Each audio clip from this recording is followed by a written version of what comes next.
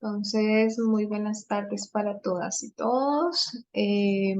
Vamos a, el día de hoy a continuar con nuestro estudio de artículos sobre los riesgos para el 2023. Este es el riesgo 10, el que les voy a presentar hoy, se llama estrés hídrico.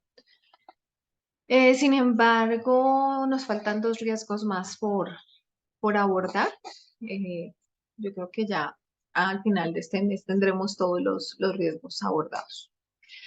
Entonces, pues bueno, vamos a dar inicio. No sé, de los que están presentes, ¿quién me quiere ayudar a leer este artículo, los dos primeros párrafos, para que empecemos a dar un contexto al tema?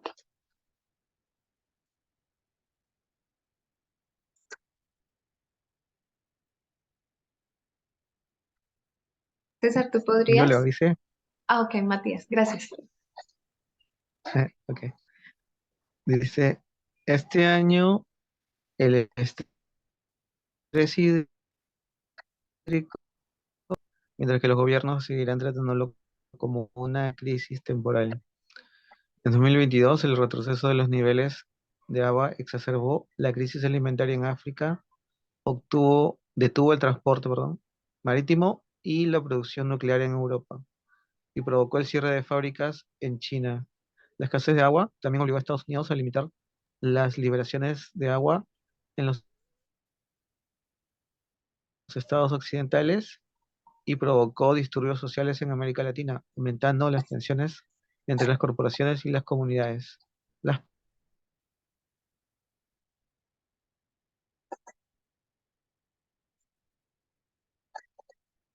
a nuevos mínimos, ¿me tapó eso? Ay, perdón. Sí. Es que, espera un segundo. Ah, Ya, es que se me va tu audio y no sé si es mis audífonos o es que se te va la voz. ¿así? Oh, Pues ahí te estoy escuchando, pero por momentos en la lectura se iba el audio. No sé si soy yo. ok, no. Bueno, a ver, voy a continuar. El estrés hídrico se convertirá en la nueva normalidad. Los niveles de los ríos caerán a nuevos mínimos y 2/3 de las empresas a nivel mundial enfrentarán riesgos sustanciales de agua para sus operaciones o cadenas de suministro. Gracias, Matías. No te voy a preguntar por ahora. Creo que todos necesitamos primero hacer como una contextualización para que vayamos tomándole el hilo al tema. Entonces, quiero como mencionar acá algunos conceptos. Uy, empiezo yo a luchar con este lapicito. No me ha sentado. Entonces, bueno, investigando sobre este tema, yo encontré como tres conceptos que tienen que ver con el estrés hídrico. Uno es precisamente eso, el estrés. Em, Otro es el déficit. Ay, Dios. Y el otro es la crisis.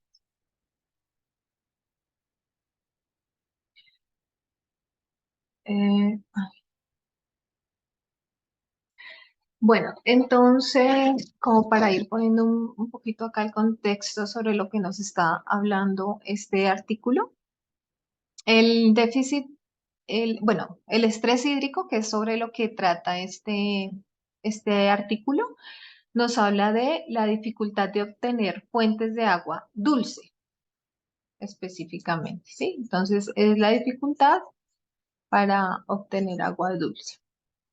El déficit, pues obviamente están todos tres relacionados, pero tiene que ver más con ese proceso o patrón de los cambios climáticos y como los elementos que interfieren para que se dé ese estrés hídrico. Ujú.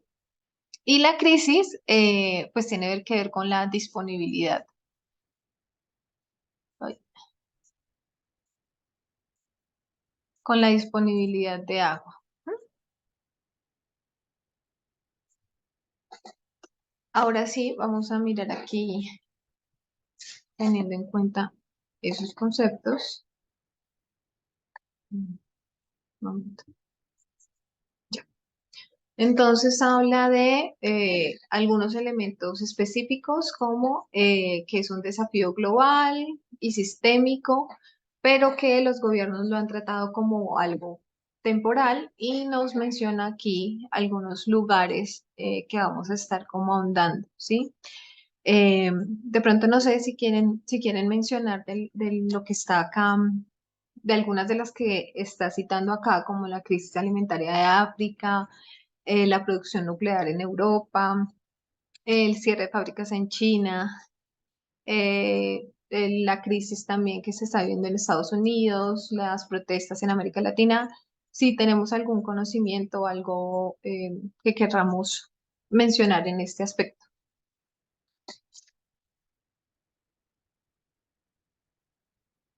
César. Sí, sí, hace tiempo cuando yo estaba en la universidad, una de las monografías que yo hice tenía que ver con Darfur.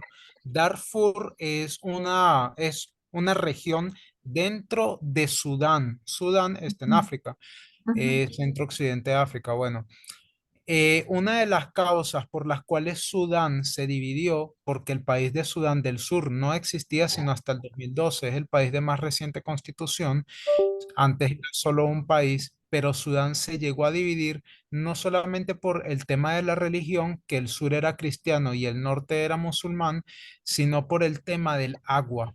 Y es que allá Darfur es la única región de Sudán donde ellos pueden tener acceso a recursos hídricos. Y el gobierno quería tener acceso a juro, o sea, por imposición de la fuerza, de esos recursos hídricos. Y es que es todo ese territorio padece de un déficit agudo de acceso a los recursos hídricos y no solamente es en Darfur, o sea, agrégale al tema de Darfur que en sí tienen un conflicto étnico-religioso, agrégale el tema de que no tienen acceso a los recursos hídricos y de paso el tema del Sahara que se ha ido desplazando cada vez ujú, más hacia el sur y amenaza también con llevarse los cultivos, los pocos cultivos, ¿no?, que pueden haber en la parte norte de Sudán. Eso mueve a la parte norte que son musulmanes a tenerse que desplazar hacia el sur y eso lo único que hace es acrecentar el conflicto, ¿ya? Porque la gente del sur no considera a la gente del norte como pertenecientes a ellos, los considera como agresivos, hostiles y también como musulmanes invasores. De hecho, en estas últimas semanas, otra vez, hay una crisis en Sudán del Sur y gente que vaya huyendo del norte en búsqueda de recursos hídricos están siendo también perseguidas y son musulmanes y están siendo perseguidos por la mayoría son cristianos en el sur. Entonces ahí era eso. Es algo que ya lleva mucho tiempo y eso es un conflicto que gira no solamente en torno a la religión, sino también a lo que es el acceso al recurso del agua. sí, gracias, César. Investigando sobre el tema, yo veía que tenía muchas riesgos asociados el tema del agua, ¿sí? No es un tema nuevo, y ahorita les voy a mostrar un cuadrito que encontré con una cronología de conflictos sobre el agua. Em, y está asociado a muchos elementos, el tema de la migración. Inicialmente acá nos dice el primer párrafo que los gobiernos lo pensaban como algo temporal porque creían que era como un tema de países pobres, pero a medida que van pasando los años se van dando cuenta que es un tema que nos afecta a todos, a todos en el mundo, ¿sí? Entonces, el estrés hídrico tiene que ver específicamente con la disminución de fuentes de agua dulce, ¿sí? Encontré un dato acá que me parece importante compartirlo, y es que pues se estima que hay 1.400 kilómetros cúbicos de agua en el mundo, pero solo 200.000 kilómetros cúbicos pertenecen a aguas dulces. Eh, y ese número ha ido disminuyendo con el paso del tiempo y precisamente acá se está viendo como un panorama global donde no hay una afectación de una zona específica, aunque, por ejemplo, en África las sequías han causado muchos desastres y se habla, por ejemplo, de 250.000 personas muertas solo en 2011 por, desde 2011, perdón, por este tema de sequía, ¿sí?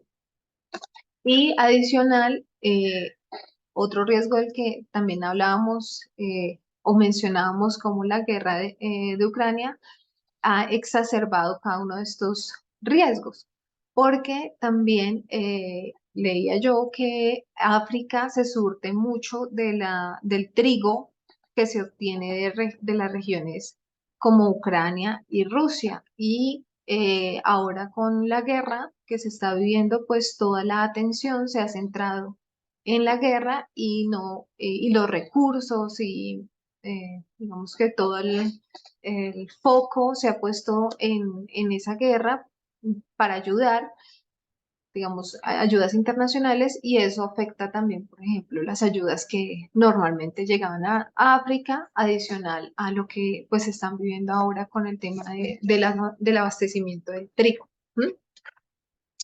Em, bueno, acá también nos habla como del transporte marítimo. Y pues yo investigando un poco sobre esos temas, encontraba que el 80% del comercio mundial, eh, se, su medio de transporte de la mercancía son medios marítimos, ¿sí? Entonces también afectaría, digamos que desde esa perspectiva, el transporte de alimentos y de diferentes mercancías.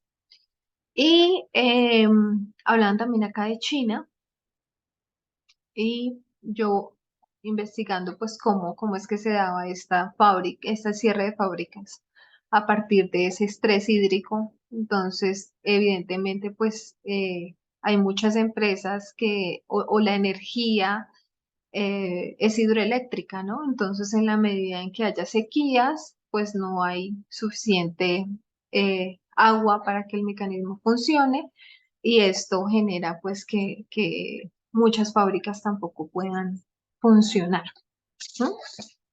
No sé si alguien quiere agregar algo en este punto.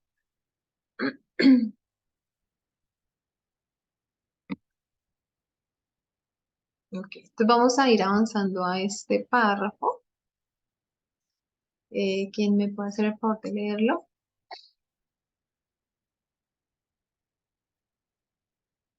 Si quieres, Lorena. Gracias. Dentro de los países, el número de conflictos relacionados con el agua, que ya ha aumentado considerablemente desde la década de 1980, alcanzará nuevas alturas en 2023. El impacto será mayor en el Medio Oriente y África, donde el agua actuará como un disparador, en lugares donde las milicias luchan por el recurso escaso, y como una víctima en lugares donde los militantes destruyen bombas de agua, tanques y tuberías. La escasez de agua también desencadenará flujos de refugiados en el Medio Oriente, Siria, Irak y Yemen. Amenazará las perspectivas económicas en el norte de África, Argelia, Marruecos y Túnez, y aumentará la inseguridad alimentaria en el Cuerno de África, Etiopía, Kenia y Somalia. Al aumentar los precios de los alimentos y a obligar a los agricultores a migrar, los efectos indirectos sobre la desigualdad interna aumentará el malestar social en aquellos lugares donde se combinan con otras crisis económicas y sociales, incluida la alta inflación, el desempleo, los brotes de enfermedades y la escasez de energía. Gracias. Entonces, aquí lo que vemos también es que no es solo un tema de agua y de medio ambiente, es un tema que implica muchas cosas, que nos habla de acá de la desigualdad, de la inflación, de la crisis económica, de conflictos sociales, de desempleo, de enfermedades, ¿sí? Esto implica muchas cosas. Y acá señalé algo que se llama conflictos relacionados con el agua. Encontré esta página que me pareció súper interesante. A ver si ahí la pueden ver, ¿cierto? No, todavía no. ¿No la están viendo? Ah, espérame entonces. Déjenme en un momentico. Acá. Es que abre mi enlace, pero no, entonces no los deja compartir aquí. ¿Ya? Sí, ya. Ah, ok. Este es una cronología del conflicto del agua. Y miren que el primer conflicto acá, mm, pues, digamos, el primer conflicto documentado que tiene es un trabajo muy juicioso que ha estado haciendo un señor Peter Blake. eh, Respecto a este tema, encontré pues él, digamos que tiene una documentación bastante grande que podríamos revisar. Entonces, es un grupo que empieza como a hacer el seguimiento de los conflictos eh, por el agua y que se han generado desde hace mucho tiempo y lo que nos evidencia pues es que esto no es algo nuevo, sí, que el agua ha sido siempre como un o desencadenante o un arma dentro del conflicto o un blanco dentro del conflicto, sí, y acá pues narra varias situaciones grandes, pero también como conflictos muy pequeños. Está muy completo, pero está solo hasta el 2022. Sin embargo, ya les voy a mostrar algunas cosas que quiero que miremos en cuanto al conflicto de Ucrania y Rusia, por ejemplo. ¿M? Entonces acá tenemos en el primero, dice, comienza la disputa sobre la región de Gedana. Eh, eh, lo que hacen es desvían los canales para que a ciertas regiones no les llegue el suministro. Pero yo quiero como compartirles esta página, me pareció súper, ay, no sé cómo bajarla. Ya. Son muchísimos conflictos y pues como que nos da un panorama de todos los conflictos que se generan a partir de este recurso natural. Y quiero que miremos un poco acá. Ah, bueno, también quería que miráramos que, por ejemplo, si miramos los años, pues hay años en los que vemos mayor documentación, pero algo que nos decía el artículo que estábamos leyendo es que los conflictos se han ido aumentando con el paso del tiempo y es algo que yo veía acá en la cronología. Pero no lo puedo bajar como tan rápido, espérenme un segundo. A ver si así. Ya.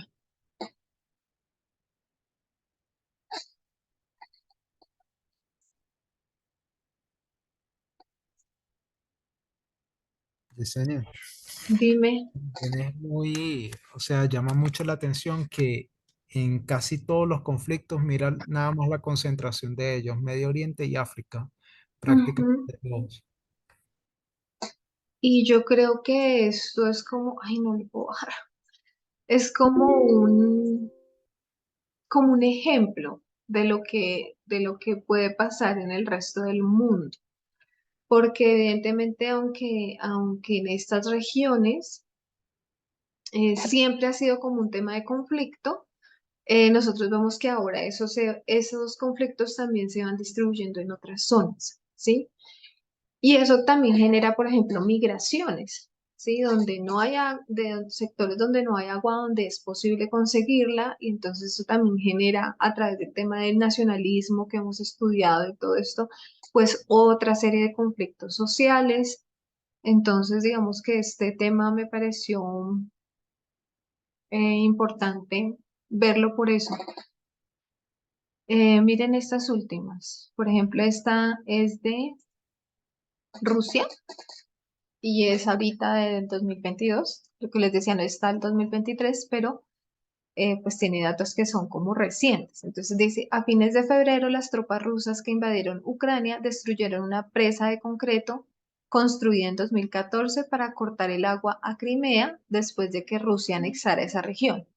El canal fue construido originalmente para proporcionar agua desde el río Dnieper, no sé cómo se pronunciará, Dnieper, a la región ucraniana de Gerson y Crimea, ¿sí? Entonces, nosotros vemos que desde el 2500 antes de Cristo hasta nuestros días, este recurso es un tema de conflicto, ¿sí? Y lo que yo les decía, voy a dejar de compartir acá, pero les puedo compartir la página porque en realidad pues hay muchas, miren, los ucranianos inundan tierra para frenar el avance ruso. Esto me pareció como bastante llamativo, sí, una técnica también de guerra para frenar que las tropas rusas avanzaran, entonces ellos generan una inundación. ¿M? Y esto efectivamente impide que el paso ruso a la tierra ucraniana. Voy a dejar de compartir esto, voy a volver al artículo.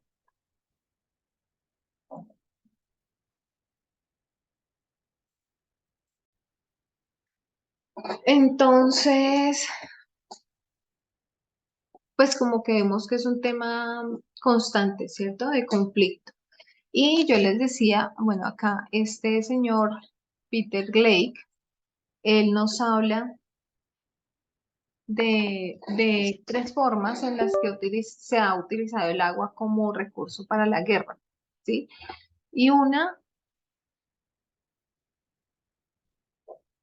mm, y una tiene que ver como un hecho desencadenante. Uy,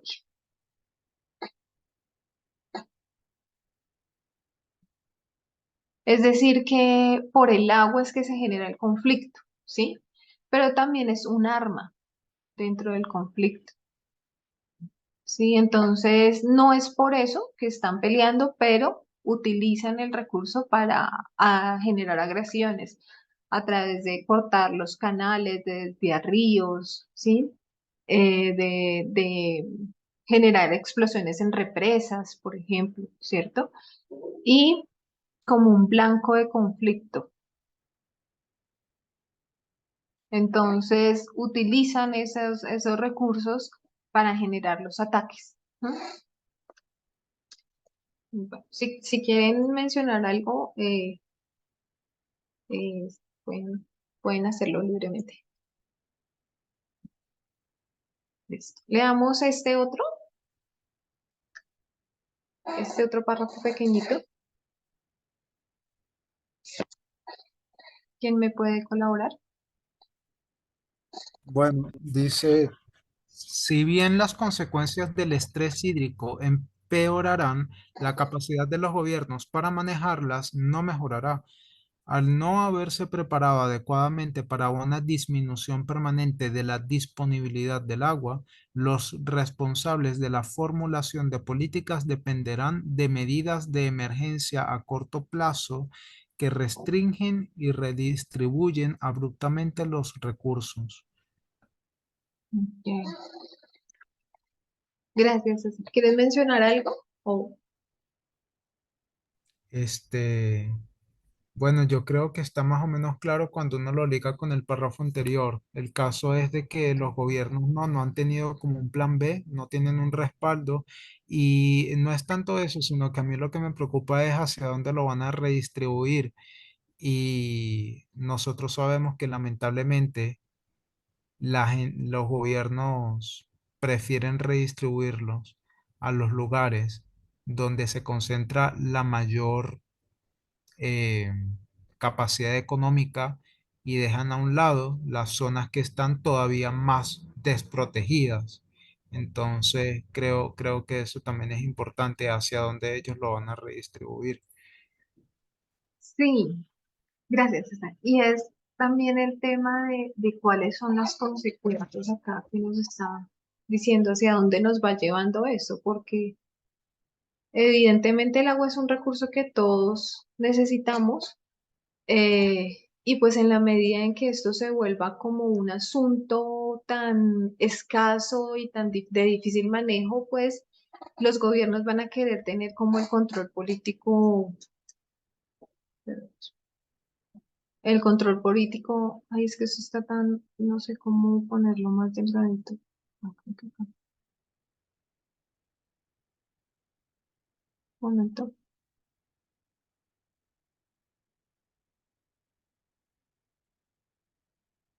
Mm, así mejor. El control político eh, de este recurso. Entonces, es claro que a medida que aumenta la demanda del agua, también aumenta la escala de conflictos por este recurso. ¿Sí? Entonces, ¿hasta dónde el gobierno va a poder tener la disponibilidad de manejar esto adecuadamente? eh, Van a intentar controlar, ¿sí? Va a haber un tema de control allí de este recurso y cómo se va a hacer, y cómo se va a empezar a hacer ese control a través de qué mecanismos, ¿cierto? Cómo va a ser esa pelea sobre ese tema, ¿cierto? Entonces, desde el 2012, este riesgo se viene mencionando como vez tras vez uno de los más importantes dentro de los riesgos mundiales, ¿sí? Y es un tema al que no se le ha prestado mucha atención. También me llamaba la atención que acá nos mencionaba que no es un tema de que la gente, cuando se habla de muertes por este recurso hídrico, no se habla de que sean personas que se murieron de sed específicamente, ¿sí? Sino que las personas, la causa es la contaminación del agua, por ejemplo, ¿sí? O el conflicto para acceder al recurso. ¿No? O sea, es un tema que también implica mucho el tema político.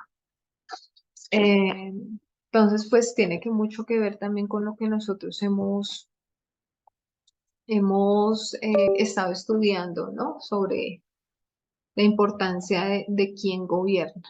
¿Mm? Bueno, aquí, bueno, no sé si tienen algo que agregar ahí, o si no, pasamos al siguiente párrafo. César. Sí, también yo recuerdo de una de las presentaciones, si yo no me equivoco, fue, sí, Marta, cuando hablaba sobre la parte de la economía, de cómo China también ha estado, es que no me recuerdo, creo, sí fue ella, pero también alguien tocó el tema China un poquito, no me acuerdo bien quién fue Cindy, ahorita. ¿no? Sí, Creo. sí, es verdad, sí es verdad, la primera presentación, sí.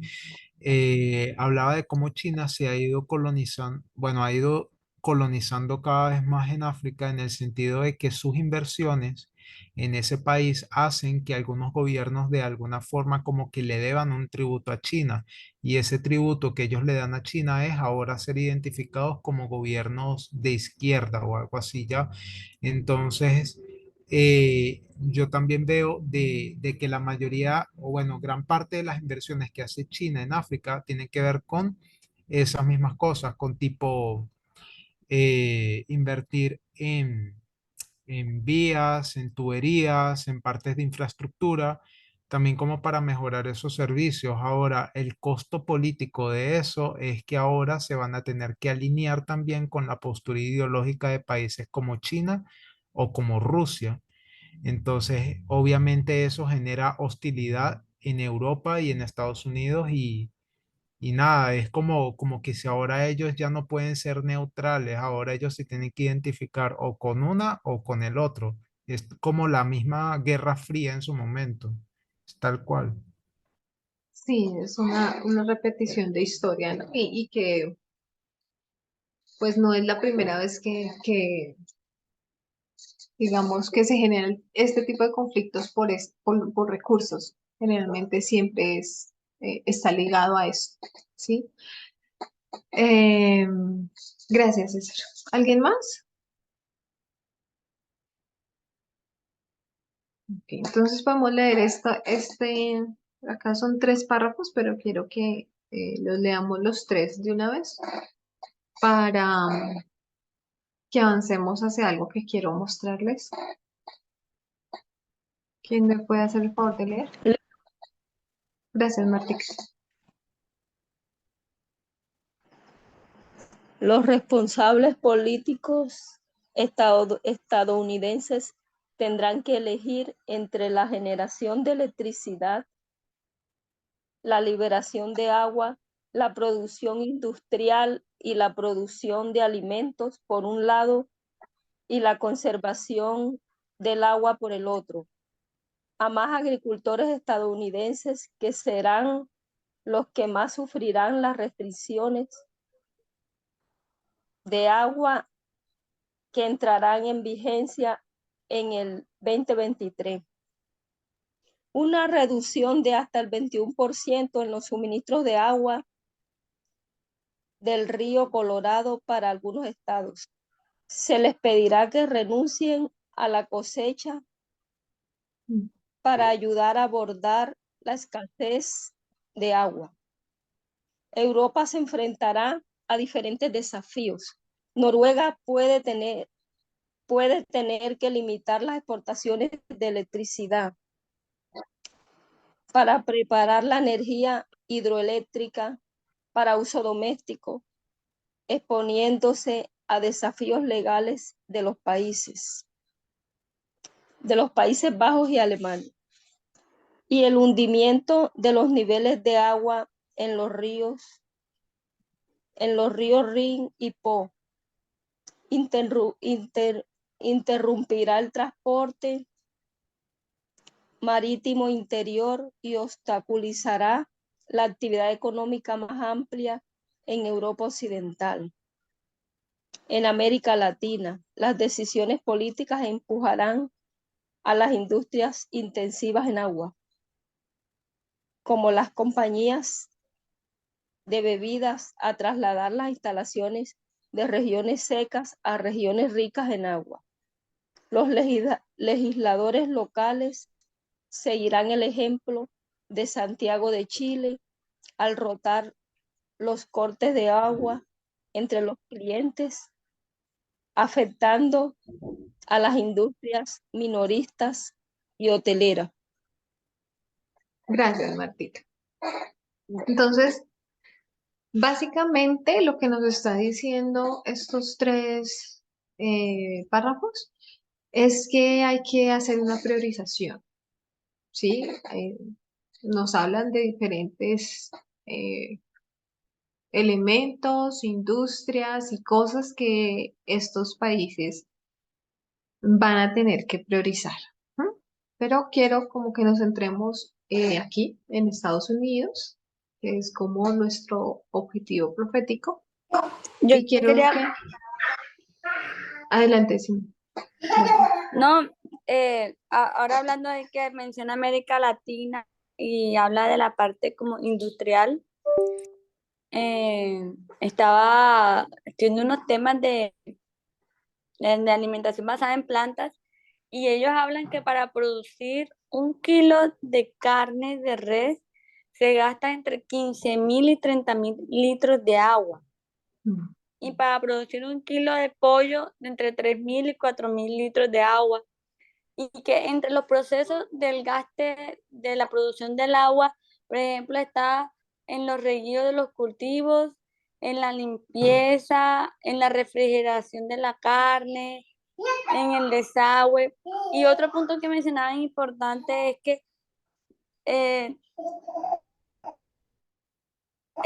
las granjas industriales, eso mostraban las imágenes, las granjas industriales, por ejemplo, hacen como una poza y ahí evacúan todos los desechos orgánicos, los desechos de los animales, materia fecal y orina, y eso ahí, o sea, produce tantos gases, eso se va filtrando en la tierra y contamina los nacimientos de agua, afectando a, como a las comunidades vecinas, a los otros cultivos, al ecosistema en general. Entonces ahí también hay un punto como muy importante donde la humanidad tendrá que evolucionar o yo no sé qué pasará si el mundo va a colapsar, porque el tema de la alimentación carnista involucra muchas cosas y una de ellas es la contaminación del agua y el gasto. Sí, sí, hay muchas fuentes de contaminación y hay muchas cosas que nosotros podríamos vincular allí con con el lema que hemos estado estudiando de lo personal es político, cómo nosotros también asumimos esto como una realidad que nos está afectando gravemente. Sí, yo le comentaba a Cindy hace unos días que hablábamos que este tema pues lo deja uno como muy preocupado porque como que es bastante difícil y como desesperanzador el panorama, ¿sí? Entonces, eh, bueno, acá estos párrafos nos hablaban de que debe haber como unas priorizaciones. Eh, ¿Cómo yo sé que algo está siendo priorizado? ¿Cómo podríamos decir que algo tiene, que yo le estoy dando prioridad a algo? Cuando tú estás haciendo ciertas acciones en función de algo. Ujú. Yo lo definiría así como,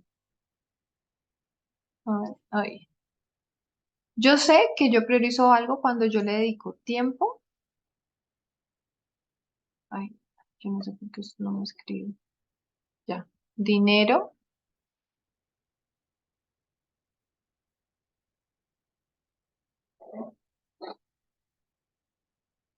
Ay, escribe cuando quiere. Esfuerzo.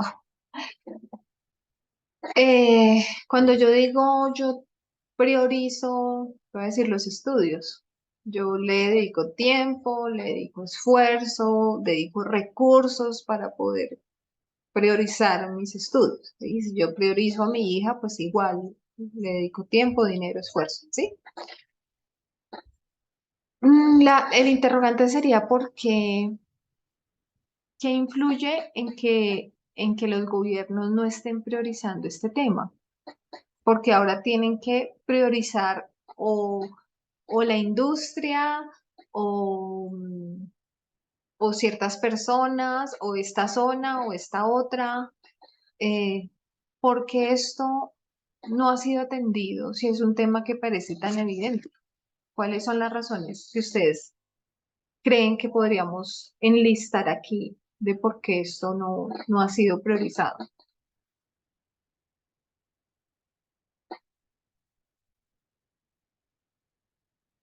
¿Qué se les ocurre? Hay muchas, creo yo. ¿Cuáles podríamos como mencionar? ¿Por qué no ha sido un tema priorizado el tema del agua? Yo creo que uno de los principales siempre y entornará es el tema del dinero, del poder, porque, por ejemplo, eh, por ejemplo, lo que yo estaba mencionando en la industria carnista, el, el, o sea, el gobierno no se veía en contra de las empresas que le dan, por ejemplo, la industria de la leche, del huevo, todo eso. O sea, yo pienso que el dinero influye muchísimo y esos empresarios son los que colocan a los políticos le deben favores y así es como una cadena. Ok, entonces hay un tema económico allí que no, que hay otros intereses. ¿Qué más podría ser? ¿Por qué no se ha priorizado? Por la corrupción. Ujú. Ok, vamos a poner acá intereses corruptos. ¿Algo más? Creo que también tiene que ver mucho con la falta de empatía en general de parte de personas como los que estamos aquí en la misma reunión. O sea, si no es por temas como estos que le abren los ojos a la gente de otras realidades, simplemente tú lo ignoras. Por ejemplo, todos aquí tenemos el agua como algo seguro, ¿no? Entre comillas. Ujú. Todos nosotros no estamos tipo con miedo a que no sea, que se acabe o algo así. Entonces, como nosotros vivimos una realidad cómoda, no tenemos como que esa otra cara de otras realidades en donde de verdad sí les hace falta el agua, ¿ya? Y que sí pueden morir de sed. Y como uno no está consciente de eso, uno no le importa, pero no es por mal, no es porque uno es una mala persona, es simplemente porque no se tiene una conciencia colectiva de la gravedad del problema, creo yo. Bueno, Es como si las personas anduvieran con un vendaje en los ojos. Exacto, sí. O ok. es como el tema así como el mismo tema también del sexismo, hasta que no te hablen, digamos, y tú no tengas una conciencia sobre ese tema, la gente anda por la vida como normal, ¿no? No pasa nada, las mujeres no se les están vulnerando sus derechos ni cosas así, ¿me entiendes? La gente vive la vida como que si no pasara nada, pero sí pasa. Sí, bueno, creo que podemos hacer una buena lectura a partir de estos elementos que ustedes han puesto aquí. Y que yo cuando empecé a pensar por qué será que no lo priorizan, eh, me acordé de un tema que vimos con la anciana Tess y me parece siempre importante que nosotros unamos estos temas de profetas externos con nuestros profetas internos, ¿sí? Entonces yo lo enlacé también con con esta, digamos que para unir todas estas piezas lo que hice fue como identificar temas proféticos que nosotros ya hemos mencionado y bueno, empecé a revisar un poco el tema de que hemos hablado de la unión iglesia y Estado. ¿Cómo ustedes creen que esto podría afectar ese tema de priorizar eh, la, la perspectiva de cuidar el medio ambiente, los recursos hídricos y demás? ¿Cómo esta unión de iglesia y Estado podría afectar eso? Por ejemplo, la teoría de conspiraciones que no creen en el cambio climático. Ajá, sí, ahí quería ir. Ujú. Entonces, revisando unos temas, hay unos videos de la anciana Tess que se llaman Las ovejas ninja, creo. Y allí ella nos explicaba de esa unión iglesia-estado de un grupo que se llamaba los dominionistas, ¿se acuerdan? No sé si alguien lo recuerda. Sí, yo lo recuerdo. Entonces, en esa serie, la anciana Ted nos explicaba de este pensamiento. Voy a darlo así como muy brevemente para que todos podamos como ir entrecruzando toda esta información que tenemos de la fuente externa y también de nuestros profetas, de nuestros mensajeros a nivel interno. César, Sergio, tú ahorita vas a explicar esto de la teoría esta de las siete montañas el dominionismo y eso, que tenía brevemente, pero si eso. quieres acotar algo, está bien. Ah, bueno. Es básicamente de que existen siete etapas o siete niveles dentro de la sociedad en sí. La parte económica, la parte de la familia, la educación, los militares, el gobierno, todos esos sectores de la sociedad, ellos lo que plantean es como infiltrarse dentro de cada uno de esos sectores y como que cambiar desde adentro todo en función de su visión del mundo. Así, es como un súper resumen de lo que recuerdo. Ajá, sí, digamos que es un buen resumen. Voy a acá a poner algo que estudié hace poco sobre el tema, y es que hay un problema y es la lectura de literal a literal, porque ¿de dónde sale este pensamiento? De Y Génesis. es de una lectura literal de la Biblia. Entonces está Génesis 1:28, no sé si alguien lo tiene por ahí, pero que básicamente dice que nosotros nos debemos enseñorear de la tierra, que somos quienes gobernamos sobre ella. ¿Alguien tiene el versículo de pronto?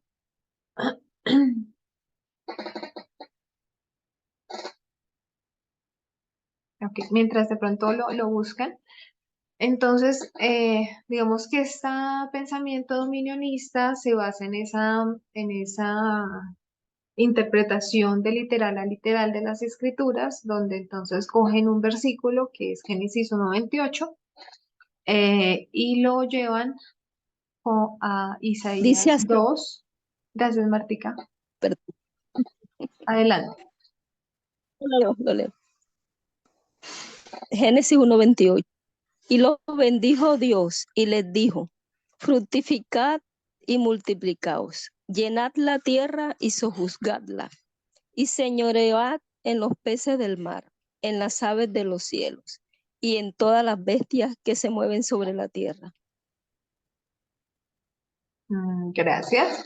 Entonces, sí, es como que fructifíquense, multiplíquense y ustedes son los señores de, de la tierra, ¿sí? Entonces, ellos unen este pasaje con Isaías 2, del 2 al 3, que dice: y acontecerá en los postreros días que el monte de la casa del Señor se establecerá en la cima de los montes. Ahí viene esa teoría de los 7 montes que mencionaba César. Se establecerá en la cima de los montes y será exaltado sobre los montes, y todas las naciones fluirán hacia ella. Y luego toman Apocalipsis 17, creo que sí, es el versículo 9, donde nos habla de que las siete cabezas son 7 montañas. Entonces ellos dicen, bueno, estos 7 montes específicamente son la familia, la religión, la educación, los medios de comunicación, el entretenimiento, los negocios y el gobierno. Y como nos lo mencionaba César, entonces todos estos deben ser dominados por una persona que sea cristiana y que haga la voluntad de Dios, ¿sí? Entonces allí vienen, como mencionaba Cindy, todas las teorías de conspiración y esta problemática de interpretación literal de la Biblia. ¿Y esto porque entra a colación aquí cuando estamos hablando de este tema? Y es porque, eh, pues efectivamente, un momento. Los dominionistas no creen en el cambio climático, y entonces, pues muchos de estos dominionistas han llegado a posiciones de poder que impiden que su perspectiva impide, más bien, que ellos puedan atender estas problemáticas, eh, parados desde una fuentes de información científica o viable, sino que se paran a atender esta situación desde esta perspectiva bíblica que les impide ver esto. Y es que los dominionistas pues no creen en el cambio climático, porque eso sería ir en contra de una interpretación bíblica, donde Dios nos ha dado dominio. Y el hecho de que Dios nos haya dado dominio, pues quiere decir que nosotros somos los que estamos y tenemos que gobernar. Y eso impide ver un poco más allá el conflicto hídrico y medioambiental que estamos viviendo. Entonces, yo les voy a mostrar acá, les dije que nos vamos a centrar en Estados Unidos, y en Estados Unidos hay una, no sé si, creo que tengo que dejar de compartir para que vean la pantalla que les estoy mostrando o ya la están viendo, que dice EPA, No, no, administradores de no la... se puede ver. ¿No se ve? Entonces, espérenme un segundito. Acá.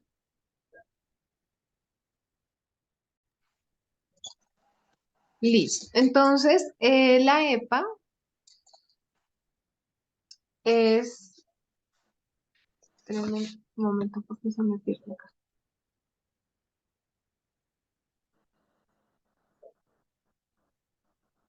Agencia de Protección Ambiental en Estados Unidos. Y esta agencia pues tiene un funcionario que es nombrado por cada gobierno para que se encargue de todos los asuntos medioambientales, y esto es en Estados Unidos. ¿Sí? Entonces acá está una lista de cada uno de los funcionarios que han ocupado ese cargo en Estados Unidos. Y quiero que miremos a este hombre. Voy a dejar de compartir. Perdón, un momento.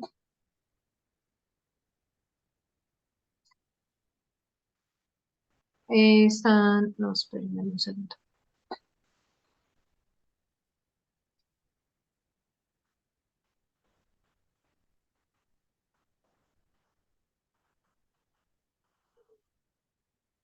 Scott Pruitt. Scott Pruitt fue nombrado como administrador de la Agencia de Protección Ambiental durante el gobierno del presidente Donald Trump. Y quiero que miremos esto aquí, que quiero subrayar. Pruitt rechaza el consenso científico sobre el cambio climático. Él es un dominionista que en la administración de Donald Trump fue nombrado para dirigir esa agencia de protección ambiental, y pues era un hombre que no creía en el cambio climático.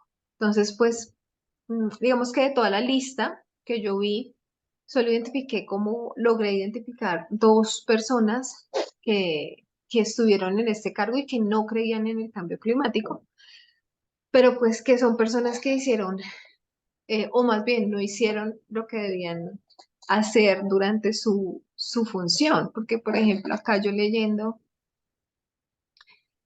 bueno, él fue destituido, renunció porque estuvo envuelto en muchos escándalos como de corrupción, básicamente. Pero acá lo que yo miraba es que eh, él administraba los recursos medioambientales en este tema, y había una desviación de recursos, inclusive, espérenme que yo había anotado acá unos datos,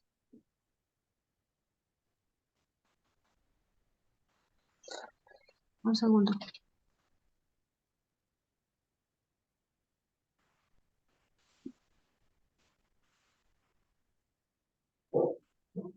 Bueno, se me perdió lo que había anotado sobre él, pero creo que acá en la página está.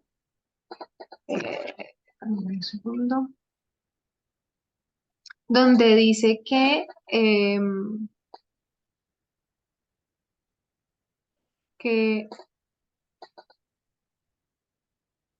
acá,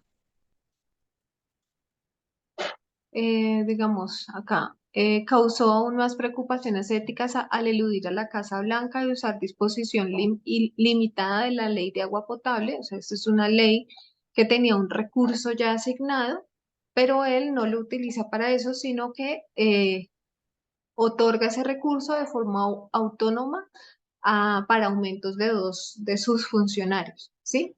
Entonces, esa perspectiva que él tiene, él digamos que renuncia y lo sucede este hombre,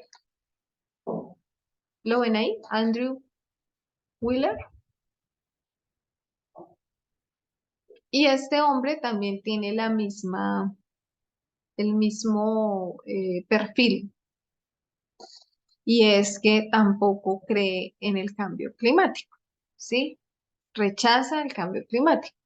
Y pues desde su perspectiva dominionista, pues es muy difícil que una persona que está eh, liderando una agencia para proteger el medio ambiente, si no cree que hay un cambio climático y si no cree pues que esto puede ser afectado de alguna manera, pues evidentemente no va a realizar las acciones para contrarrestar esto, ¿cierto? Y nosotros vimos acá que, por ejemplo, espérame un segundo, es que se traba esto, un momento.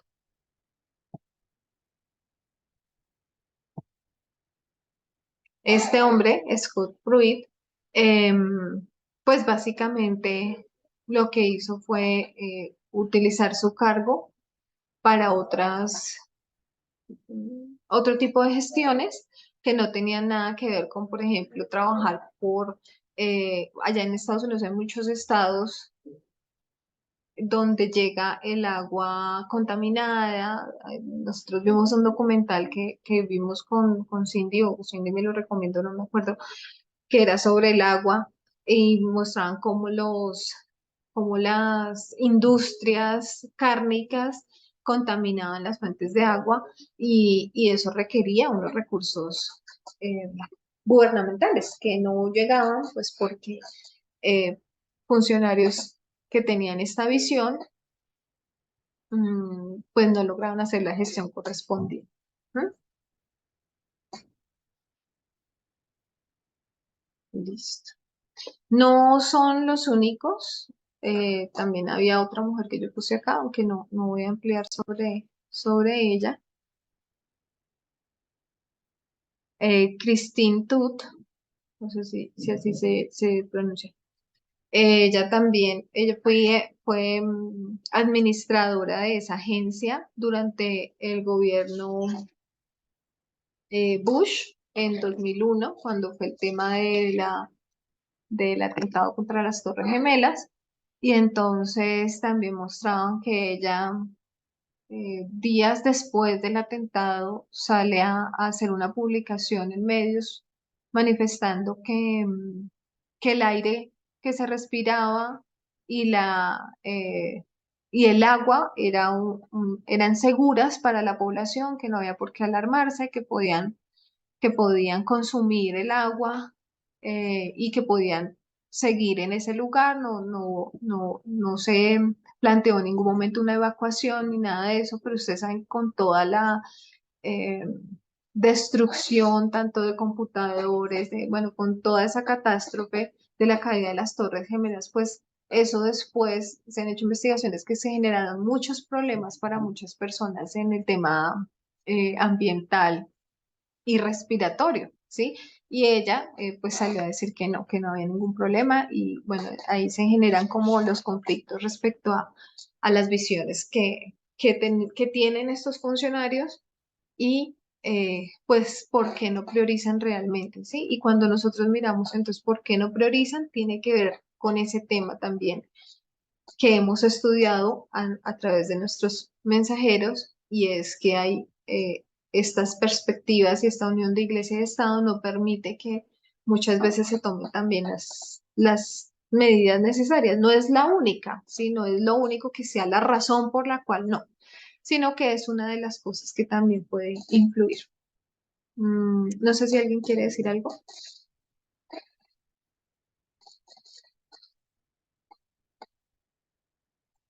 Sí, que ese documental, si no me equivoco, fue dirigido por Michael Moore. No sé si es el mismo de que hablas. Yo no tengo claro si fue ese, la verdad no tengo claro. Voy a revisarlo, tendré que revisarlo. Bueno, aquí, El de Michael Moore no fue la crisis de agua en Finney. Sí. como que sí, sí, me parece mucho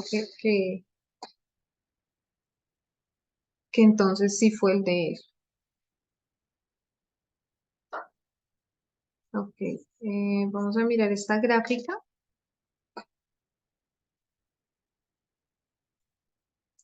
Básicamente habla de lo que nosotros hemos estado acá mencionando. Eh, yo acá la traduje para mí, para que más fácil. Entonces acá el primer ítem dice conflictos relacionados con el agua. Entonces nosotros vemos acá el aumento que también les mostraba en la cronología que les mostré antes. Entonces miremos acá 1970, a diferencia de 2010, pues vemos que es bastante, no podríamos decir ni que se ha triplicado, ha sido exponencial el aumento de conflictos por ese tema. Acá el segundo dice porcentaje de la población mundial que enfrenta estrés y escasez de agua. Entonces acá teníamos en 1900 pues un porcentaje, 13, pero ya en 2000 hablamos de más de la mitad de la población, ¿sí? Entonces es un tema que va aumentando cada vez más y que pues eh, digamos que los esfuerzos que se han hecho para contrarrestar este tema eh, se ven como pocos alrededor de la problemática que realmente encierra, ¿no? Bueno, ya para finalizar, tenemos estos dos párrafos. ¿Quién me puede hacer el favor de leerlos?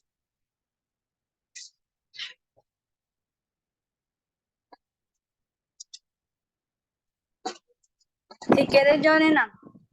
Por favor. Gracias, Cindy. Bueno, no hay soluciones rápidas a la vida. Durante décadas, las naciones ricas trataron la escasez de agua como un problema que afectaba a los países pobres y que podía mitigarse mediante ayuda bilateral. Esto llevó a una subinversión crónica en soluciones tecnológicas como las plantas de desalinización, que siguen siendo prohibitivamente caras para su uso en la agricultura. Un sector, según Quality, para el 70% de las extracciones de agua dulce.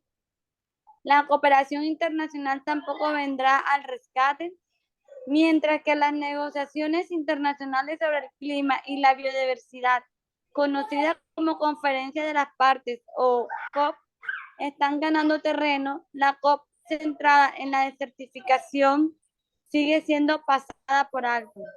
¿Has oído hablar de ella? En el último mayo de 2022 no hizo ningún progreso significativo.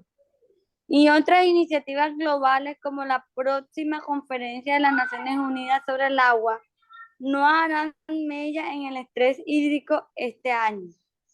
La política del agua requiere una transición de la crisis a la gestión de riesgos.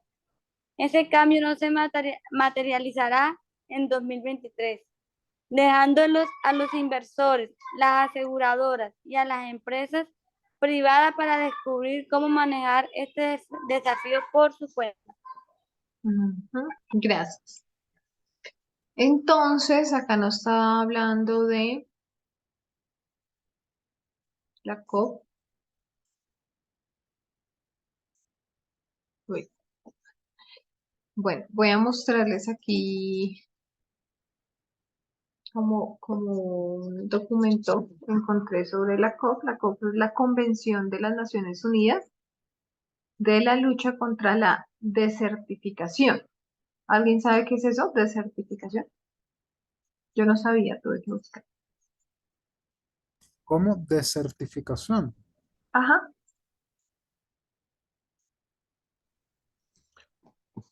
No, bueno, no sé si es cuando quedan sin agua totalmente lugares. Ajá. Sí, es no solo sin agua, sino es un proceso donde hay degradación ecológica general, ¿sí? Entonces, el suelo deja de ser productivo y se pierde todo el potencial de producción de un terreno, ¿sí? Puede ser un terreno que hablamos de un país entero, ¿ya? ¿Y sabes por qué ocurre eso? Eso ocurre por los monocultivos. Sí. Una de las Sí, causas, sí, hablaba de la deforestación también, de la destrucción de la cubierta vegetal, sí, de malas de plantaciones de monocultivos, de erosión, de sobreexplotación. sí. Y parece que se vuelven dependientes de los fertilizantes como urea y eso, de lo que producía Ucrania. Ujú. Sí, entonces, mira que es toda una, como una cadena de cosas que una va generando la otra, ¿sí? Ay, es que yo soy más mala para manejar eso. No sé ahora cómo darle clic porque mira, auxilio. Espera un momento. Nena, quítale el lápiz de dibujar. Pero ya, ¿no? O sea, tú quieres es volver al cursor. Sí, Dale, dice Entonces, seleccionar, seleccionar. Acá donde está ¿a la dónde? flechita. ¿cierto? ¿Acá? Ahí, ya. Ay, gracias, perdón. Bueno, les voy a compartir acá entonces este otro, este.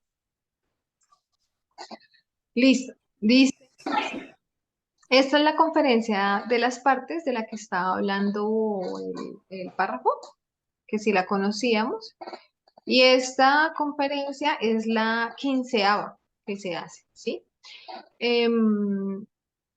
Y es la Convención de las Naciones Unidas contra la lucha contra la desertificación. Entonces, pues aquí encontramos como alguna información, pero quiero mostrarles un artículo, también porque es que se me perdió, no es este. Ya les comparto un artículo. Ah, miren, este también les quiero mostrar.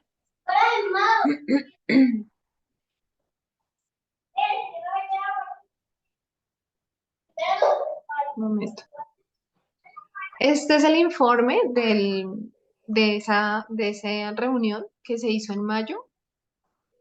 Y acá están como los acuerdos a los que se llegan en esas convenciones. Sin embargo, el párrafo nos está diciendo que pues eso no tiene como mayor fuerza ni que se ha generado mayor impacto.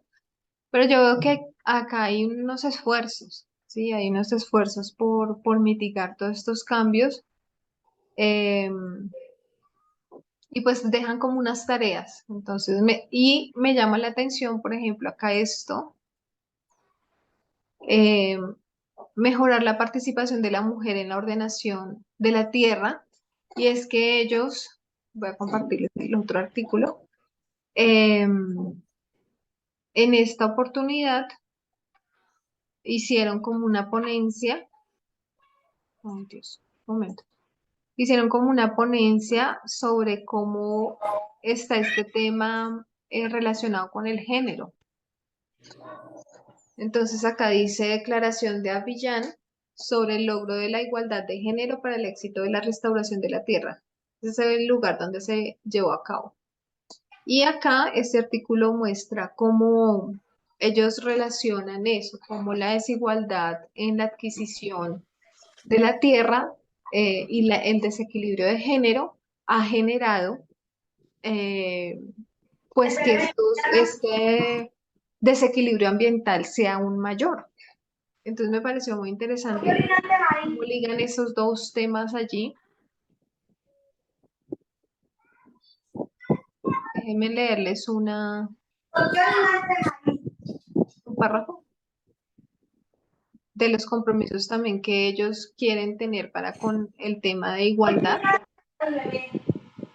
Dice, ya te doy la palabra, César. Dice, fomentar medidas para garantizar la participación plena, igualitaria, significativa y efectiva de las mujeres en todos los niveles en la gobernanza de la tierra y los recursos naturales a nivel regional, nacional y paisajístico a través de coordinación inclusiva.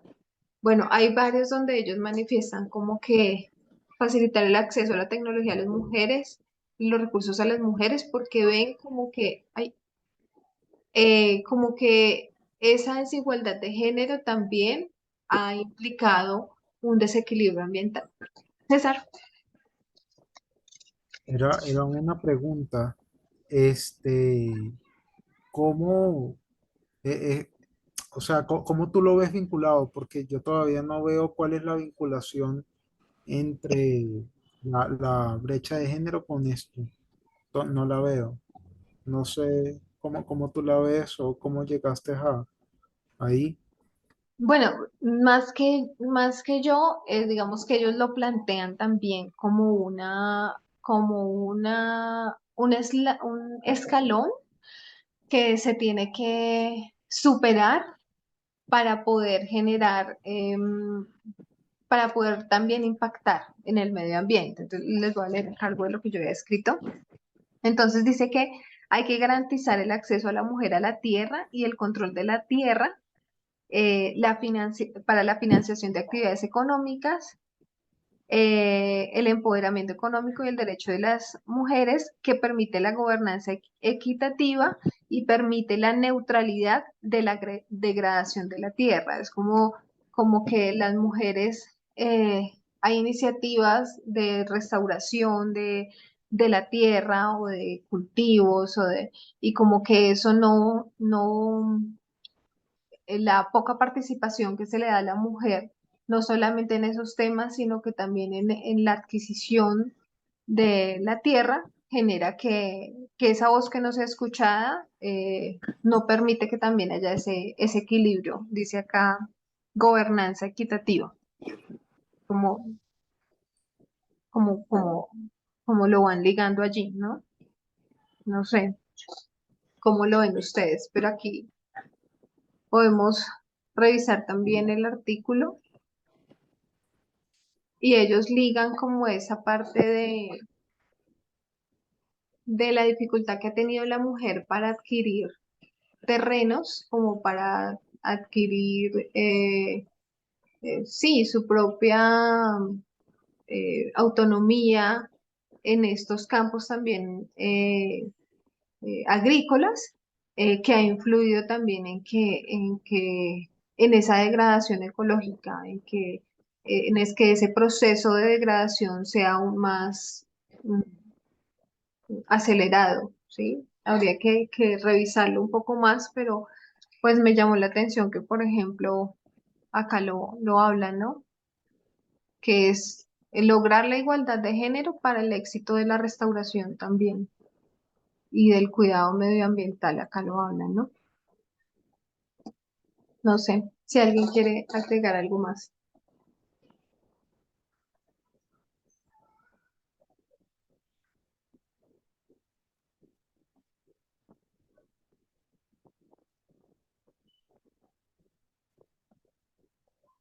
¿Nadie? Es que, o sea, la única forma en como yo lo puedo llegar a ver es desde el tema, por ejemplo, desde el tema económico. A ver, si tú le das a una mujer una tierra y ese es su único, digamos, medio para subsistir y todo lo demás, sustentar a su familia o a su comunidad, si tú la pones en esas posiciones, eso ella no va a vender eso a una industria, por ejemplo, porque entonces, ajá, ella lo vende y tiene un dinero, pero no va a ser algo Dime. constante, no va a ser algo seguro. Entonces, yo lo veo más desde el punto de vista de Bueno, incentivar para que ellas tengan su propio terreno y así ellas puedan sacarle provecho económico a eso. Y así ellas no lo lleguen a vender y las industrias no lleguen a apoderarse de esa tierra y bueno, y, y, digamos a desforestar o a causar mayores contaminaciones, no sé, pienso así. O sea, esa es como que la conclusión a la que yo llego sería eso desde el punto de vista económico, pero Sí,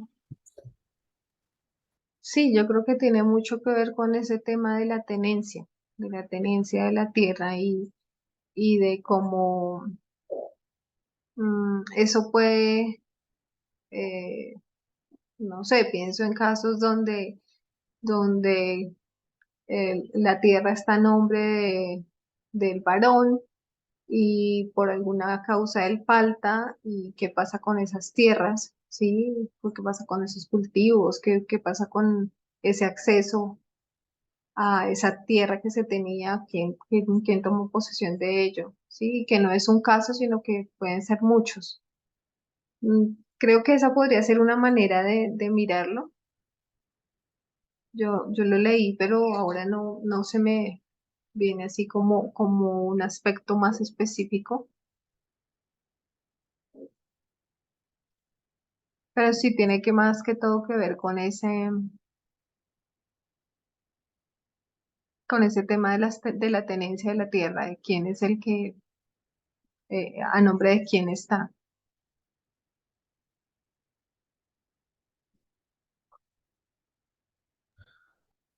Creo que Disculpa, tiene que ver también con eso.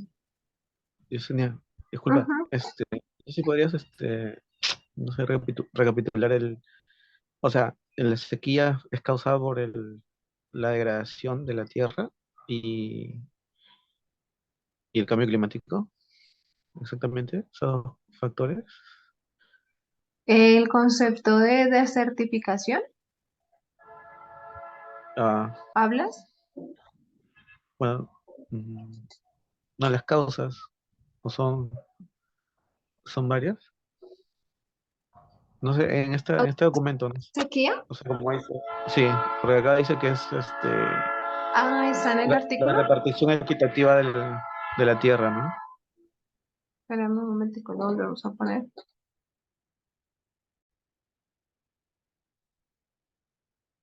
¿Te refieres a una parte específica del artículo? No, no, o sea, ¿cuál es el factor más determinante en esto del estrés hídrico? Ah, ok. Bueno, acá en el artículo también mencionaban muchos, ¿sí? Espérate, volvemos entonces al artículo.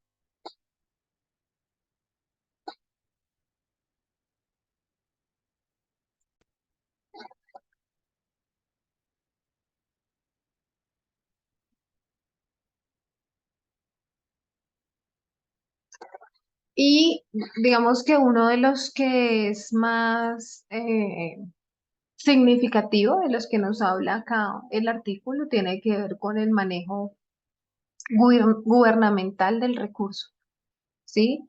Y el recurso hídrico como fuente de conflicto, ¿sí?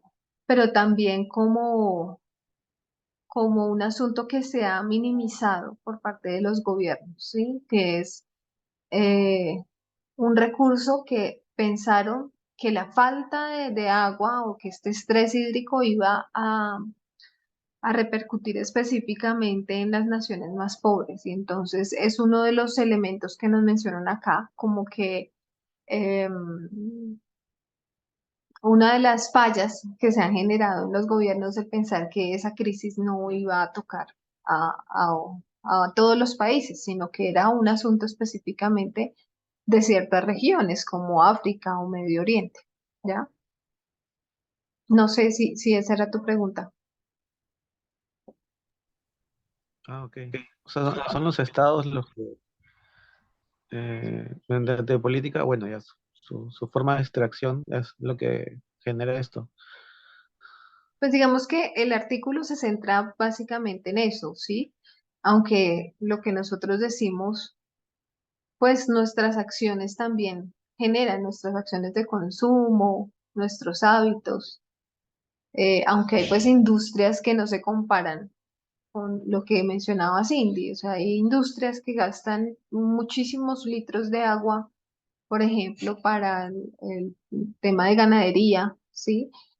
Comparado con lo que nosotros podemos ahorrar, pues no es significativo, sin embargo, es importante, pero el artículo se centra específicamente en el papel del gobierno, ¿sí? Como que eh, lo que decía yo, cómo han minimizado esta crisis y cómo la han relegado de pronto a ciertos países y que han pensado que a ellos no les toca. ¿Mm? Ah, ok, gracias. Vale. Bueno, no sé si tienen algún otro comentario que quieran de pronto resaltar.